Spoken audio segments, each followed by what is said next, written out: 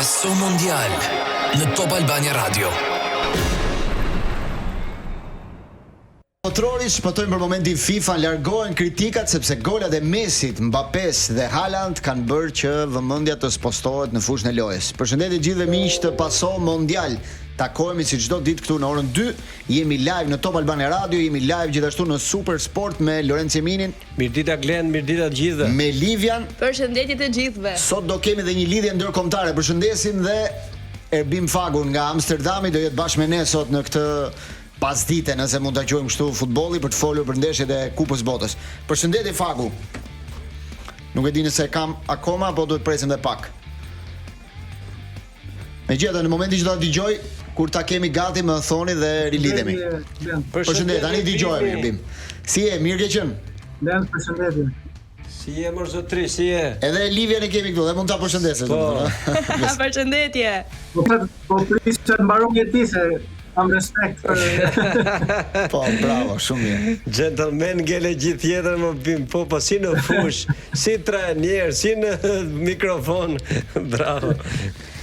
Erbim, si po i shikon këto ditët e para se të fokusohemi pak tek ndeshjet që u luajtën sot? Për momentin, po të shikosh gjithë ndeshjet, kemi shumë barazime. Vjen për vetë faktin që dhe skuadrat nuk e njohin aq sa duhet nga tjetrën, dhe janë kujdesshme, dhe ekipet që janë favorite në letër, po të shikojmë ndeshjet, janë pak të kujdesshme si luajnë, pasi nuk dihet se çfarë mund të bëjnë të tjera. Mendoj që ndeshjet e ardhshme do kemi më futboll, po themi pak më bukur, pasi në deri këto momente nuk është se kemi parë diçka të veçantë. Pse nuk është se të ka bërë një çudit, për shembull paraqitja e djeshme Francës pjesën e dytë, Argentina me 3 gola. Përveç Haaland gjithashtu Norvegjia më duk një histori tjetër. Sigur u rregullua pak imazhi i ekipeve të rëndësishme në këtë ditën e fundit paktën. Unë mendoj që imazhin e ka rregulluar vetëm 3 golat e Messit, pasi po të themi që ndeshja e Francës dhe shikon 3 golat e Messit, e harron ndeshjen e Francës. Po shumë thonë që shumë thonë që Algjeria nuk ishte ndonjë skuadër që Mendje mua shkoi një deri aty sa tha mua, ta e lan vetë aty në rekordin, ha vash. Si pash golat. Në fakt ai goli i parë me thënë drejt ai portier. E di kush ishte portier? Atë dhe Livia kishte kapur. A di kush ishte portier? Po. Djali i Zidane. Luka Zidane.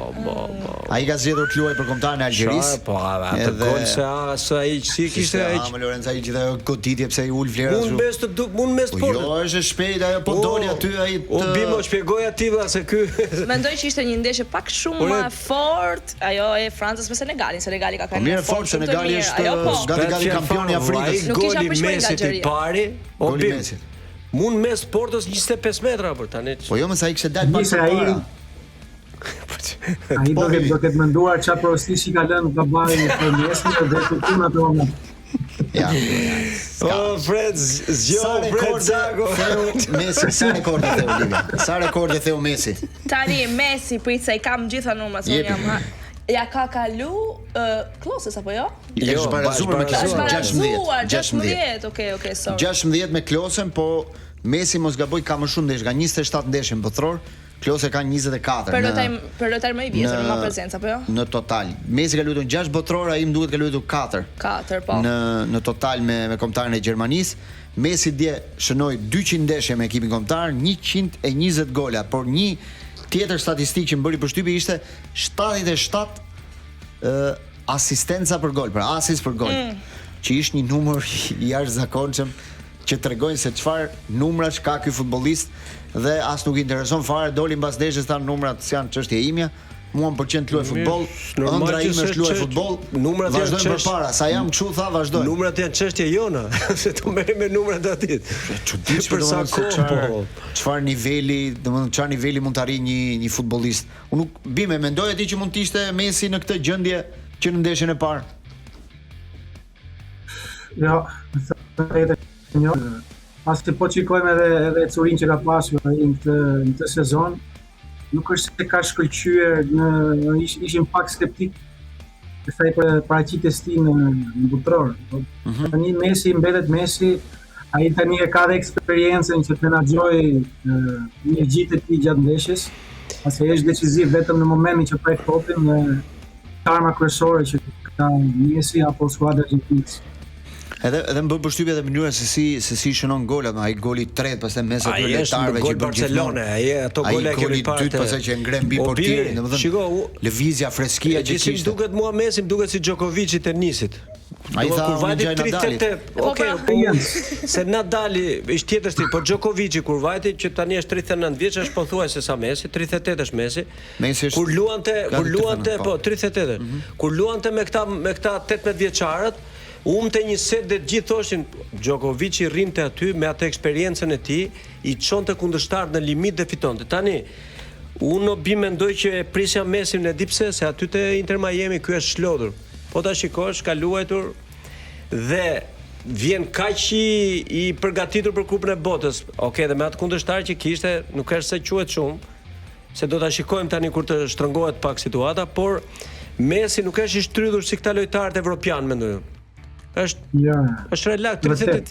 Është më i shplollur do thuaj. Po i çlodh patjetër. Po, besoj që edhe kur dëmtime s'ka pasur. Pastaj mbi supë ka edhe titullin e kampionit të botës aktualisht. Edhe kur ëndrën e ke prek me dorën, mendoj që të jep edhe një farë motivimi, po, patjetër. Si mendon Bip? Jo, është vërtet, kjo është një plus për Messi, ndryshe nga lojtarët që kanë luajtur në Europë, kanë pasur një sezon është zakonisht gjatë në shumë ndeshje, ndërsi ka qenë më relax. Por kjo ka të bëjë pak edhe me mentaliteti që ka ai si futbollist, pasi në rastet e një futbollisti do ishte aq shumë i relaksuar, jam i sigurt që nuk do të kishte atë performancë. Në 2006 po ai balancë. Shiko, ajo që më bëri përshtypje është fakti që mbas ndeshjes ai filloi të qante. Pra kishte një moment gjatë ndeshjes ku po qante. Edhe trajneri Scaloni kur bëri golin e tretë, pati një lloj si prekje në, po ta shohësh atë pamje se si lëviz ai, gjithë stoli u ngrit duke festuar. Ai rrudhi pak buzët çu në një formë që ç'a ndodhi, edhe pastaj shkoi në stol ul, mori atë ujin sikur për të larguar atë momentin se i vinte edhe atij për të qarë. Scaloni. Po, kur bëri golin e tretë, do njerëz janë ata. Si për të thënë, plus që Loti tani. Jo, kjo tregon pak edhe atë që tha ai mbrapa, që kishte kaluar një moment vështirë. Skuadra i kishte qëndruar afër, është një çështje personale, nuk u kuptua se çfarë ishte konkretisht. Po ne nuk i dim ç'a ndodh aty, ha. Po. Po ai duket sikur ishte i çliruar me këto 3 gola. Pra, edhe Messi që është një njeri i jashtëzakonshëm, që gjitha nuk besoj që mund të ketë ndonjë problem se i mungon diçka, prapë dhe ai ka hallet e veta, edhe të pasurit ka treguar që nuk ishte as pak lidhje me futbollin. Ka një problem, po mirë për mirë. Ka kanale shumë sinema Glen. Po mirë, nuk besoj. Sa mi pasur ti janë shumë madhe ke. Është njëri dhe në deklaratën e vet që bëri pas ndeshjes, e tha shprehmisht që kisha është një çështje jashtë futbollit, tha që më bënte që nuk mos isha shumë rehat përpara ndeshjes. Atë zbuluam që Messi është human. Po, është tamam human. Është human edhe Messi. Po 3 gola pastaj në fushë ai duket sikur kur futet kjo fusha loje sikur është një tjetër gjë, sikur gjitha gjërat që ja rrethojnë ngelen jashtë, ai mendon vetëm për t'u kënaqur aty brenda si në ndeshjen e parë që ka luajtur me Argjentinë, ashtu është edhe ndeshja e fundit dhe e shoh shumë të lehtë tani, edhe skuadra duket sikur i vjen mbrapa atij, domethënë është gjithmonë në funksion të atij, Lautaro, Julian Alvarez që fut pjesën e dytë dhe gjithë pjesa tjetër. Po i vetmi merak që ka qenë merak në tojnë, apo them që edhe Ronaldo dhe Messi, 2 futbollistët më të mëdhenj të 20 viteve të fundit, mos i bën barr ekipeve të tyre. Në rastin konkret Messit, po flas se është totalisht e kundërta. Domethënë Messin e lojtarët e ekipit vetë ndjekin me një kënaqësi të madhe. Këtë dua ta shikoj edhe te Portugalia sot, që edhe Ronaldos vërtet do i shkojnë kështu apo do t'i imponoj që çdo top ta çojnë te ai edhe t'ja shkatroj lojën Portugalisë. Kurse Argentina me Messin, po nuk ka shumë për të marrë për shkak se nuk është ekipi që t'ja impononte dje, se nuk është ekipi dorës Algjerias. Po më gjithmonë ndeshja e parë është e rrezikshme, ka rrezitë e veta. Herën e fundit Argentina e humbi ndeshjen e parë me Arabinë Saudite. Mbamën luajti dhe keq. Po pastaj shkoi fitoi botror. E humbi që dolën arabët thanë ku është Messi, thoshin që dole është shpreh fam, where is Messi që është zhdukur. Pastaj u rikthye ai dhe filloi. Kështu tani ai themun ka edhe një plus tjetër, nuk e di e ndan dhe bimi me ne. Fakti që ai luan në Amerikë, pra e njeh Amerikën, si më thënë, vendi ku organizohet botrori. Njeh mënyrën se si se si e mendojnë futbollin amerikanët. Është më i adaptuar me oraret, me jetesën atje. Pra ka shumë faktor që Messi ka një lloj avantazhi në krahasim me lojtarët e tjerë. Po mund të ndikojnë me Mbappén, me tjerë që vinë nga Europa, tani futen atje në një situatë temperaturas të larta, oraret, ndoshta s'janë ambientuar akoma futbollistët e tjerë. Ky mund të jetë një avantazh i vogël. Nuk e di nëse ndikon kjo apo jo, Arbim. Kjo ndikon. Në diskutim që ndikon përshtatja me oraret, me klimën. Por prapë edhe po flasim për Messin, është një nivel shumë i lartë nga një futbollist të tjerë. Por unë mendoj që performanca e tij është e kompletuar pasi gjithë skuadra është në funksion të Messit. Dhe duke qenë trajneri Scaloni ka bërë një punë shumë mirë, pasi nuk është thjesht që ti vesh skuadrën në shërbim të një lojtari. Dhe kjo të kthehet në avantazh pasi dhe Messi në një mënyrë apo një tjetër kthehet në avantazh për skuadrën. Në vërtetë. Këtë gjë e pam në botrorin e fundit, por unë mendoj që është e njëjta situatë, por në këtë botror nuk është ai presioni i madh që Argentina duhet dalë me patjetër kampion e botës. Dhe kjo mendoj që jep një avantazh, një ndjenjë, një energji të mirë skuadrës për të marrë ndeshjet pak më pak presion. Dhe Messi vetiu shprehet më mirë. Për të kaluar pak dhe te Franca. Po vetëm një diçka gjithmonë lidhe me Messi, një kuriozitet dhe një koincidencë shumë e vogël, në 2006, pikërisht me 16 qershor, ndeshjen e parë e Zordi i tij në botror, ai shënoi dhe domethënë goli i parë dhe asisti i parë i tij, që pikërisht në atë datë, kështu që u bë markatore më i ri. Ç'po kujtove tani Elia kur kishte nxjerr Blendi Messi ka diçka. Dhe Messi, ai shumë gola sa ka bërë Messi, në çdo datë ai e ka përvjetor. Ka përvjetor. 20 vjet që luan, po. Bim kur pas ditën Top Arena kishte nxjerr Blendi dhe për Messi dhe për Ronaldon një grafik të i ledi madh dhe thoshte 2006-2026, 20 vjet. Si kishin ndryshuar edhe pash Messin, një bebe me ato flokët që duke sikur e kishe marrë nga kopshti. Po, edhe unë pash një video shumë të bukur sot. Kurse fota më e bukur më pëlqeu e Ronaldos në 2018-ën. Ishte shumë, domethënë, po nga fiziku s'ka ndryshuar fare. Jo, ishte më. I pe fotot besoj si që kishte dalë nga një plazh. Ajo më pëlqeu, ndoshta ishte foto më fotot e jashtëzakonshme, trupi i tij. Trupi po. Di Maria kishte thënë në një intervistë në një dokumentar, më duket ishte, kishte thënë që Messi mund të bëj thoshte 3 gola pa shkuar në palestër. Kurse Ronaldo për bërë 3 gola i duhet të shkoj patjetër në palestër, thoshte. Për treguar se si talenti i tij në këtë rast e ndihmon në mënyrë të jashtëzakonshme, por edhe krau tjetër Ronaldo me trupin të rrallë si talent dhe punë. I kanë ndarë gjithmonë pak. Po ndoshta tani që pa ai që gola bëri Mbappéa, gola bëri Alandi. Po edhe ai bëri Messi 3 gola sot edhe Ronaldo do jetë pak në presion sot me Kongo. Kongo nuk është ekip aq më tepër që orari i ndeshjes duhet të jetë diçka rreth orës 1 drek. Imagjinoni Ronaldo tani në orën 1 drekës. Jo më çaj është në orën 5, a është në 5? Jo. Në 1 drekës i bie në Amerikë, në orën 7 është me orën e Shqipërisë. Po i 6 orë që bëjnë diferencën ata mund të bie 1 drekës. Imagjino tani Portugalia kundër Kongos, Kongo me fanellat e leopardit. Me leopard ata janë bërë gati ata. Imagjino se çfarë vështirësish mund të gjej sot. Mund të gjej sot Ronaldo dhe i duhet patjetër bëjë një gol. Personalitet Kongo ama me atë. Se po kaloi për shembull Portugalia, mos bëj gol ai të fitojë ose të bëjë një barazim, do fillojnë gjithë mediat, ja Messi kështu e filloi. Aty fillojnë problemet e para pastaj për Portugalin. Megjithatë, flasim pastaj pak për Portugalin. Do doja ndaleshim pak edhe te Franca dje, bëri një pjesë të dytë shumë të mirë, për thënë vërtetën. Golat e Mbappés, lëvizjet, mënyra se si pak të ngjashëm ato mënyra se si i gjetën golat, por në pjesën e parë u vu pak në vështirësi. Dhe u duk sikur ajo katërshja përpara nuk funksionoi. Nuk e di, ta diskutojmë pak dhe me Bimin, sepse Franca e pjesës së parë ishte aq e ngurtë përpara. Shiko, skuadra Senegalit, në qarë pam dje, një skuadrë shumë e fizikshme, po themi, dhe ishin shumë të sakt, shumë të vendosur në taktikisht, i fush, dhe ishte tepër e vështirë për të deportuar në mënyrën se si Franca bëndi për ta bënde. Dhe duke thënë këtë, një skuadrë që rindë gjithë kohës, duke të smuar, duhet presi edhe kundër sulmit, që Senegali në disa momente arriti t'i bënte, por nuk arriti të shënojë. Kjo ishte mëkati për Senegalin që se po të shënonte do të ndryshonte historia. Po ta pastaj pjesën e dytë normalisht ja, kështu që në pjesën e dytë dhe ana fizike e Senegalit ra pak dhe cilësia e lojtarëve të Francës dihet që në një moment të caktuar ato të godasin dhe mbaron çdo gjë, por Franca mbetet për mendimin tim kandidate kryesore pavarësisht lojës djeshme, është normale. Kështu që mendoj që me ato lojtarë që Franca ka do jetë shumë rrezikshme. Lorenz? Shiko, Glen, të thash edhe pak dje që Franca u tregua me fat pjesën e parë sepse nuk psoi gol. Që kishin dy raste të pastra, madje ai godita me shtyll. Ai që humbi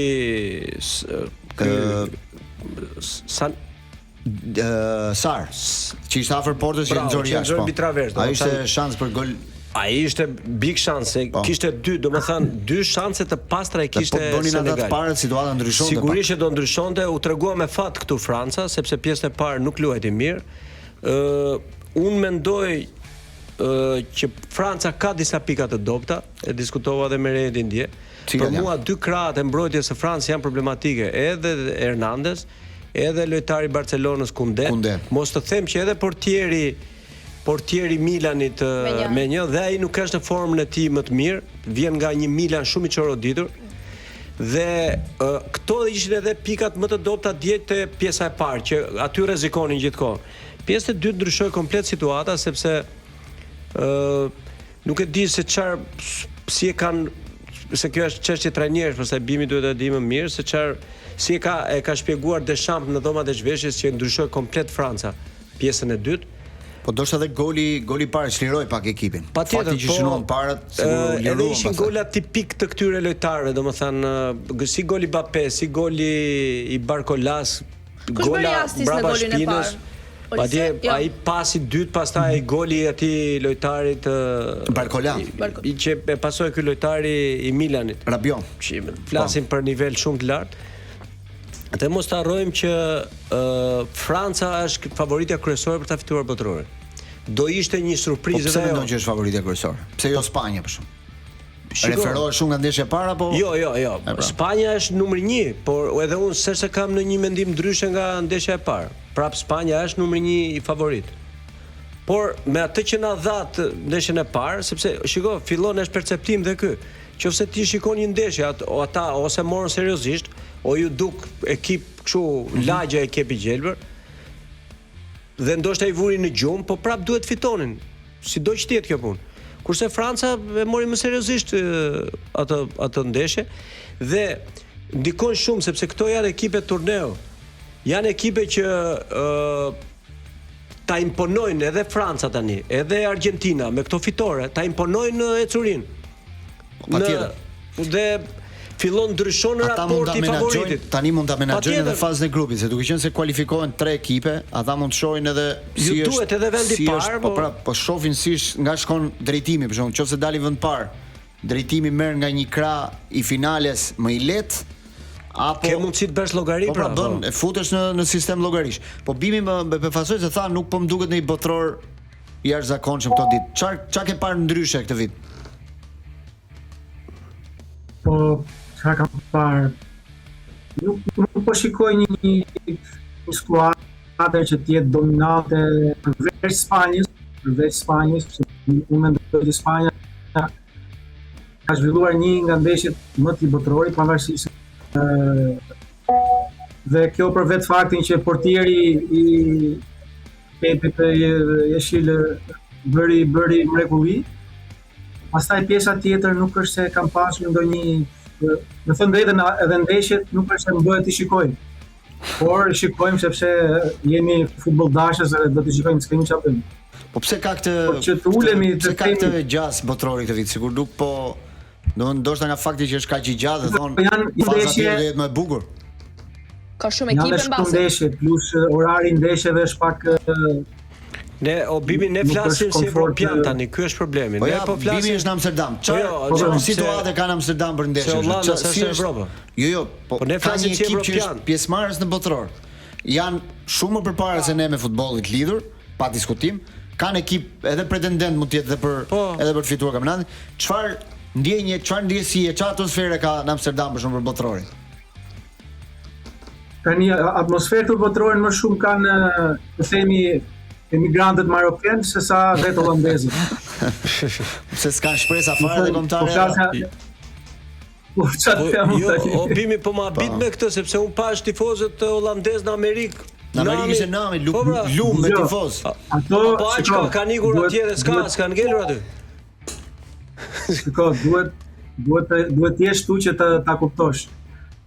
Populli pra holandezët vetë e shikojnë futbollin thjesht si një mënyrë për t'u argëtuar.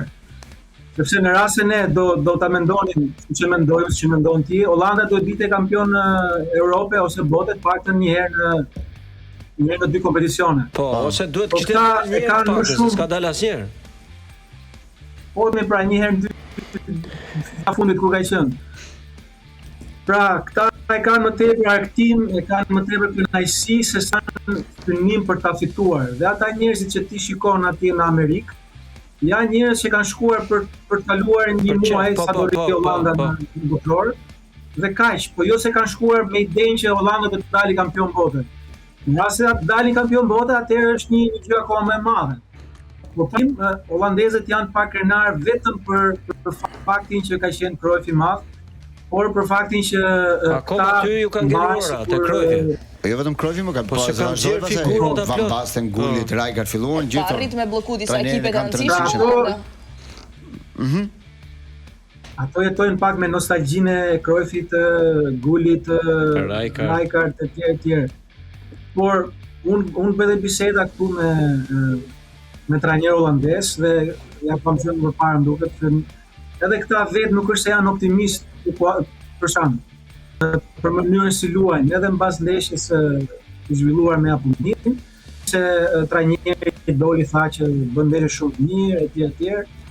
Vetë trajnerët që edhe po themi punonjës që janë federat, nuk është se janë optimist për sa i përket skuadrës. Me trajnerë që ka Hollanda. Tamam. Bim, para se ndami, ti ke bënë një plan për të ardhur në Tiranë këto ditë, si e ke situatën në Hollandë? Si janë planet? Jo, nuk për momentin. Po të mban shumë shtrënguar. Ado Denak, po të mban shumë shtrënguar ata. Stërvitja do filloj me 9 vjeçarët apo me 21 vjeçarët? Me kë fillon? Jo, me 21-shin edhe mendoj, shpresoj që edhe me ekipin tonë. Hajde, shumë mirë, lajmi mirë ishte ky. Suksese. Atëherë Bime do dëgjojmë prapë në vijim me botrorin, të shohim se si do eci dhe Hollanda gjatë këtij rrugtimi në këtë kupë bote. Të përshëndesim nga studio Pasos. Ciao, Bimi, bëjmë një shkëputje publicitare dhe pastaj kthehemi një rezume për ndeshjet do të luhen sot në botrorin e Amerikës. Pjesa e dytë e Paso Mondial për diskutuar për ngjarjet e botrorit të Amerikës. Dje u luajt edhe sfida mes Irakut dhe Norvegjisë, ku Norvegjia fitoi 4-1 me 2 gola të Haaland.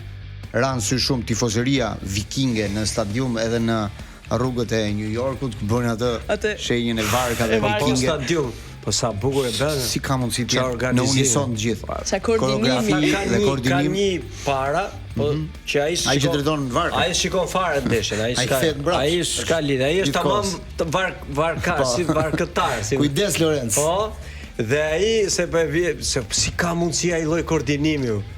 E ke para do filmat me Spartakun atëherë që jepnin vikingët pra filmat. Tani, vetëm se Norvegjia është skuadër për të respektuar, është për të hequr kapelen, një skuadër që befason gjatë grupit kur mundi Italinë me gola, me spektakël edhe mbotëror. Edhe sjellje edhe me Irakun, edhe pse Iraku është e çuditshme se si Haaland ndihet kaq mirë te kjo kombëtare. Ndihet shumë komod në këtë ekip dhe shënon në të gjitha mënyrat. Çfarë sulmi ka Norvegjia, Sorlot edhe Haaland. Solot nuk është se është një lojtar i jashtëzakonshëm. Pra pa fund markon. Po është një skuadër që ka një mënyrë loje që çon Haalandin te goli. Domethënë Haalandi gjithmonë shënon gola me këtë ekip. Nëse e di cili është do jetë kundërshtari fort edhe me Senegalin dhe me Francën në grup. Okej, po këtu Iraku nuk kishte fare. Rezistoi për rreth një orë sa provoi të ishte në lojë, pastaj mbas emisionit shkoi edhe që jemi fiks. Ajo është ndeshje që mund ta shohësh orë 12. Pastaj më vonë fillojnë problemet. Kjo s'kishte histori kjo. Kjo edhe favoriti ishte absolutisht Norvegjia këtu, nuk kishte fare. Shiko, tre ekipet, gara do jetë shumë e bukur ky grup, sepse është Franca, është Senegali, për vendin e parë. Norvegjia është dhe Iraku. Se këto rrezik kalojnë të treja. Të tre ekipet me llogari duhet ta fitojnë ndeshjen me Irakun. Dhe pastaj ta luajnë çështjen me njëra tjetrën. Për vendin e dytë ose për vendin e parë. Pra skuadra që fiton 2 ndeshje kalon, po me të tjerat pastaj do ketë për shembull Norvegjia me Senegalin mund të jetë një duel shumë i bukur për vendin e dytë. Po një barazim mund t'i kualifikoj të dyja, pra të hynë dhe llogarit në lojë në fazën e grupeve. Çfarë thoshin për Alandin dhe Ibrahimovic? Çfarë ishte një kuriozitet? Po lexova. Tash unë dua një mendim edhe nga ju. Më pëlqen ky debat i vogël. Ka deklaruar Ibrahimovic që Aland është një killer në area, në fush, por unë në area. Ma përktheni ka në zonën e area thon asaj zonës së 16 metrave. Asaj ashtu s'ka problem. Po, por unë jam më i plotësuar, jam më komplet. Po, patjetër. Ai ka thënë për veten, jam më komplet. Për veten patjetër. Ka komentuar Ibrahimovic. Hajde, jepet ti i parë. Shiko, që Ibrahimovic nuk është quajtur kur për modesti, kjo ka është karakteristika e tij. Ai thotë kam qenë mi mace papa se Zoti se Diego, se ai është i papartë. Ka qenë super lojtar, nuk e vëm dyshim. Unë mendoj që Haaland është më i mirë se sa Ibrahimovic. Unë, mendimi im personal. Teknikisht nga gjitha anët më i kompletuar. Edhe është më humble, domethënë më i thjesht, më se sa Ibrahimovic. Edhe kjo gjatë bën për vete edhe mua faktikisht, Haaland mua bën shumë për vete. Unë them që Ibra ka qenë më i mirë. Tamam si thot Ibra, që është më i kompletuar, është futbollist shumë i bukur për tu parë, shumë teknik me topin i fortë. Përveç se ka pasur njerëz se triblonte pak më shumë. Ose nuk ka këtë nuhatin e golit si Haaland. Haaland është një lojtar më shumë goli. Ai triblonte. Nuk është një futbollist që driblon apo ka në marrje të bukur. Ai ditë lëvizi, dita nuhasi gol, është i fortë. Që ka më shumë Ibrahimovic është vetëm triblimi, se dinte triblonte. Haaland nuk di tribloj, por më i bukur estetikisht, stopimet, lëvizja, vrapimi, ka qenë lojtar më. Një ndër kundër përgjigjet që lexova më shumë për këtë deklaratë ishte që po ti s'ke fituar Champions League. Ai s'ka fituar as Evropian, as botror, as Champions League.